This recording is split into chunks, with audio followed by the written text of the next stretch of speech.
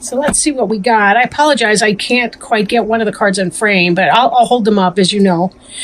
On the bottom of the deck, we have Hawk energy. I am working with the Tarot of the Greenwood today. Tarot of the Greenwood. I did not bring out the book, but to show you like who the authors of the deck are. I'm not even sure if this deck is in print anymore, but at any rate,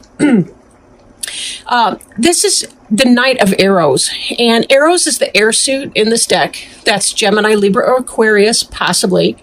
Knight is about forward-moving energy. It's about taking an idea and manifesting that. Like, say you've had a business idea, this is about you putting it forward. For some of you, it could be that there's a person, maybe younger than yourself, maybe not, but somebody who is one of those air signs or who operates in that energy, like a thinking kind of a person, an intellectual type who is coming into your life, playing a role. It could be that the truth is out in a situation. It could be that you are making a decision and about to act on that decision coming forward. So we'll see how this energy plays out. Note that Hawk is gifted with vision. Not just any kind of vision. They are elevated at a plane above. So Hawk is representative of people who can kind of see the bigger picture. Like they see, because their viewpoint, their vantage point is so far back, so far up above the scene, they see things that the person on the ground can't necessarily see. So if this is you, this is about you having that vision and that guidance to know what to do in your situation. If this represents somebody else, it could be somebody like that. Maybe there's an advisor or somebody in your life who can act in that way that might help you make choices. Because this is your birthday season, this is a time of new and fresh starts for you, even though technically the earth is coming to its close in the fall here as we transition into the winter months. And certainly Scorpio is very much about the symbolic death, the death of the earth, the death of the season, the death of the summer, and it's setting the stage for the beginning of the year to be able to come upon us in Capricorn and Aquarius season. So but again, viewpoint, vantage point, being able to understand and see the bigger picture, because you see more of the moving parts than the average person with their feet on the ground. Oh, I'm going to have one of those days I can't pick up the cards. Two of Wands really has to do with this decision that you've had to make. And this is your recent past, kind of what's on your mind. You know, you've had some things you've really kind of needed to sort through. Some kind of a choice that you're trying to figure out what you want to do with. We have this Ten of Wands here as well. And the Ten of Wands being responsibility and the burden that you've had to shoulder. You know, I look at this card and I think back pain. That could be me talking to me. But this has to do with some of that. There's a lot on your plate. You got a lot going on and you're trying to make some kind of a decision. How do I best ease my burden? How do I put down all of this weight so that I can move on, right? The teepee in the background and the hearth fire over here are kind of indicative of home and family issues. So the responsibilities that you're taking on may be about trying to keep your family together, afloat, food on the table, work and responsibility issues. Now, note that both of these are fire signs. So these have to do with your passion. This is your get up and go. And this is, it's more than a MIC job. It's more about the career that kind of keeps you afloat. Not that there's anything wrong with that. Sometimes we do need our MIC jobs, to do. But as long as we keep the higher picture, the bigger picture in our mind, what is it that we're working for? And we're taking care of those. And that's kind of what we're seeing here in the responsibility. A lot of you are kind of going through the grind day to day, but you're keeping your vision that there's something else out there, and you may have those options. For some of you, this could be about leaving a job or finding a new job or having a choice of two new jobs that you can do to let go of some of this burden of responsibility and move on to your next better thing, more pay, better job, better hours, better, just overall better for you.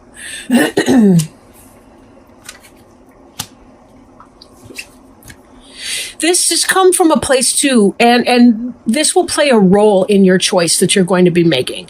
Will be, what is it that you dedicate yourself towards. Now, although, arrows is, again, it's that air suit. We see here, this is a bow and arrow, but this warrior, or maybe I shouldn't even say warrior, this person's playing this bow and arrow as an instrument, a musical instrument, not as a weapon. So this speaks more to the poetry of our soul than, again, the day-to-day grind that we may be having to go through. There's something that's inspiring you. And that's part of what's playing into this decision. As you're moving forward in your day-to-day grind, when you're making your choice, what you're going to want to do is look at what's the thing that uplifts your soul the most and makes you feel the happiest. Like when you reflect on those jobs and imagine yourself going to that location every day, or imagine yourself, for some of you, wands being passion could be relationships, say. When you're thinking about your choice, what makes your heart feel lighter? What makes your responsibility feel lessened? Sometimes relationships, for example, they can add or subtract from our life. If you're coming home from a busy job with a complaining boss and all the rest, and you've got a lot of family life, kids, all the rest, and you're coming home to a complainer, obviously that's not going to be your best choice when you're trying to weigh out your decision. You want somebody that's going to help carry this, help shoulder this responsibility.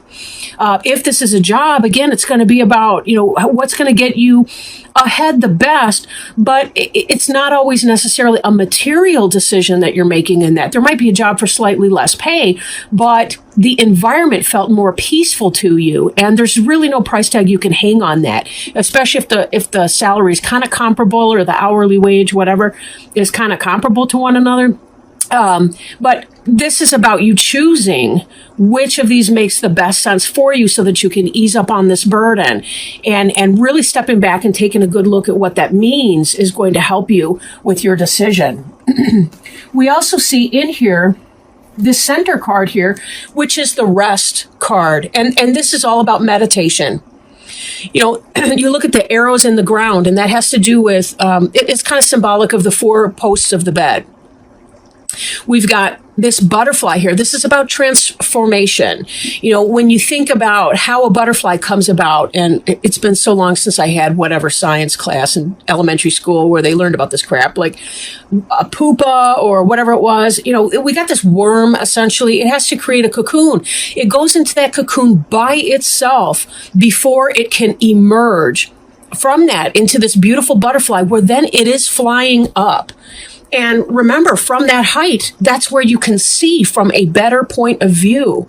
We don't have to literally transform into a hawk or a butterfly to be able to get the heightened point of view and the better overview. We can do this just resting in our bed, resting in our sacred place, as we contemplate what is in our best interests to do. For some, it's not even... You can do, for example, a walking meditation. Sometimes it's when you're folding clothes, or when you're on a walk with your dog, that all of a sudden you'll start receiving downloads from source, and you'll just know what to do. Some flash of insight or wisdom will come to you. If you feel like, Val, I really don't have great intuition or psychic ability, nonsense. Everyone has it. It's just, do we block it from coming in? It's your birthright to have that. Every person does. But you do have to invite that in as well. If you want spirit to help you, if you want to connect with your higher self, you want to connect with source, God, however you define or describe, it's really just kind of about plugging in. That's all you're doing here is plugging in. Even in the concept of rest, if some of this other stuff is a little scary for you to try, sometimes just in allowing our body to restore itself, we kind of get that sense of what we want to do with it. But tapping into the things that help you understand what is in your best interests, that's really what this card can represent for you. Now, on your mind, you may be thinking about doing the same old. And I think that this kind of plays in with your choice, your decision that you have to make. You're thinking you got to do the same stuff, different day. For some of you, you might be thinking about going back to school. This moon in the background, this full moon, is about manifestation, creation, spirituality. You'll notice I can't tell if these are rocks or wood figures or whatever, but they're kind of human shaped if you look at them right. And then of course we have this one here. who has some kind of antlers sticking out of his or her head. Antlers are about tuning into the wisdom of the universe, receiving those downloads. They're like the antenna of some animals like deer and elk and so on, antelope. Again, this is about receiving wisdom from source. This could be about a class. This could be about like-minded individuals. Stone is about manifestation. That's your earth suit. And 9 of stones, 9 of earth is a very happy, it can be about the individual journey, the individual pursuit, kind of going it alone on the one hand. So there may be traditional methods for you to reach non-traditional outcomes from your own life. Don't be afraid, though, to break out of your typical mold. If it hasn't worked for you in the past, trying these same types of jobs, the same types of employers, and the same whatever, it may be that you're about bursting into a completely new direction. And that's where you're going to want to tap into this idea of rest and meditation from the 4 of arrows so that you can achieve that more easily and more fluidly. There's no struggle that this person's going through in the 4 of arrows card here. This isn't about struggle. 9 of stones could be seeking the advice of a counselor or a doctor or a friend. It could be, taking some kind of a class, even if it's, not the typical type of class that you would be taking, or seeking out something new. Right? Building on a foundation, making that decision, knowing that there's a decision to be made and embracing that, right? We have to change. It's just the way that it is. Now, some of the ground of this current situation is ecstasy. For sure. I like this card a lot better than some of the 5s in other decks I work with, because 5 has to do usually with some kind of a struggle. Not here. This is about celebrating. This could be your birthday celebration that you're going through right now. This is about cups being water. It's the water suit. It's joy, but you'll notice the spirals, the red and orange and yellow colors. That's very much a fiery element as well. What brings your blood to a boil, right? That's what this is about. It could be sexual ecstasy for those of you who are experiencing new or rekindled passion in your relationship. This can be about discovering what brings that passion into your life, right? Because this dedication piece here is in part about figuring out what brings you to a boil, what makes you feel the happiest in your life. When do you feel the most grounded, the most secure, but also the most excited about your life? When are you taking steps that make you want to live your life, right? What does that look like for you? Now, moving forward, we have the pole star, and this is kind of the sign of Aquarius, in a sense, right? It's the star in others. They call it the pole star because they're thinking of the North Star in the Northern Hemisphere, the Southern Cross in the Southern Hemisphere. But the pole star is really about following your destiny. It's about using the star for navigation. Like when you're trying to make that decision, when you're trying to figure out what's working for you, this is about going within and trusting and having hope and having faith that it will, in fact, work out for you, that you are going to get to your destiny. Your destiny is not going to be missed by you. If it's your destiny, by definition, it will be coming to you. However, we need to learn to fight our destiny less and celebrate the things that we enjoy, because tapping into that energy is the very thing that releases us from our fears and our unnecessary suffering to be able to get us to that new place. Now, for some of you, you may be having some health issues. This also indicates that there's a clearing up of that. If you're feeling burdened, and we know that you have been because we've seen this 10 of Wands responsibility card over here, those of you that have been feeling burdened, maybe this is about getting up and doing some dance, balancing your rest, your school, your work, your home, and your playfulness, tapping into your playfulness to help guide you to that spot where you need to be, right? You will be led where you need to go. If it's for you, it will not miss you at all. So don't think you're missing opportunities. We do have to make decisions about some of the ordinary kinds of things that we deal with in our life. That's just kind of the way of it. But all roads lead to Rome, so to speak, and you will find yourself getting to the essential points in your life. And you're in a really good place to do that. I mean, it does look like you're having some fun. You've got some passions going on in spite of whatever responsibilities you might be, hiccups you might be feeling. We also see with this new energy that's coming in for you, if it's not here already, the Queen of Wands is Aries, Leo, or Sagittarius person. Doesn't necessarily have to be a female, but could be yourself living within this newfound passion of yours, right? This could be that somebody excites passion within you. If this is speaking to a relationship, if it's speaking to a professional life, again, it could be that you have somebody who is a coworker, a friend, a boss, somebody like that's really helping you, and is kind of on your team. Very positive here. Know that you will be drawn towards your passions, that you will be brought into that.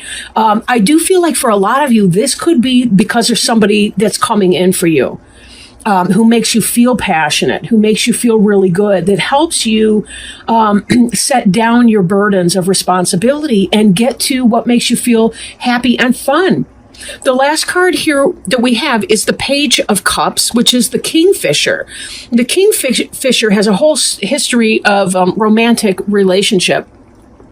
In fact, somebody who, I can't remember the exact details of the story, but someone was turned into a kingfisher by their lover's father, who was angry about the relationship or something like that. I forget what.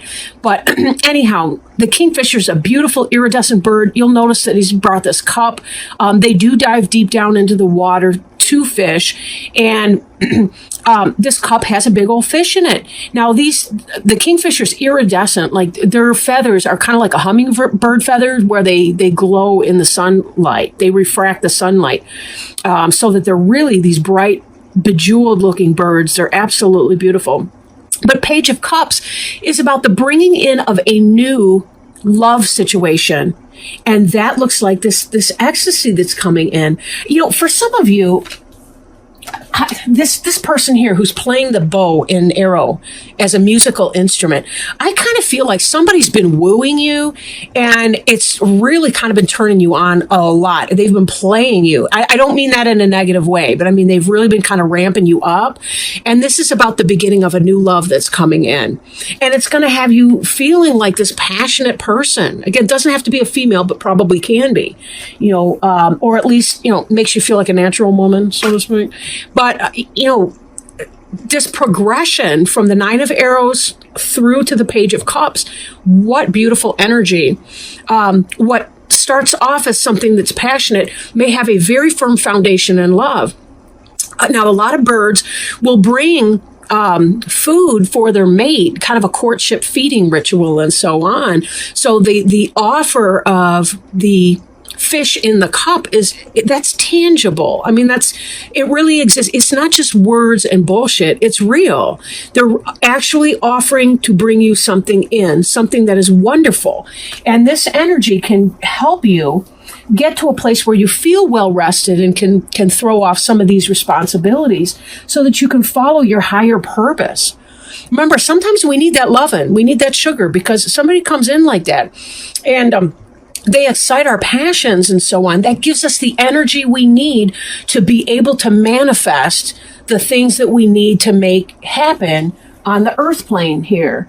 Ecstasy, romantic expression, all of that really does have such a powerful role in helping to light our fire and give us that oomph that we need to get stuff done. So for some of you, maybe that person coming in here is the Knight of Arrows that we saw before. Maybe you're having dealings with that Gemini, Libra, or Aquarius, somebody who's stoking you up.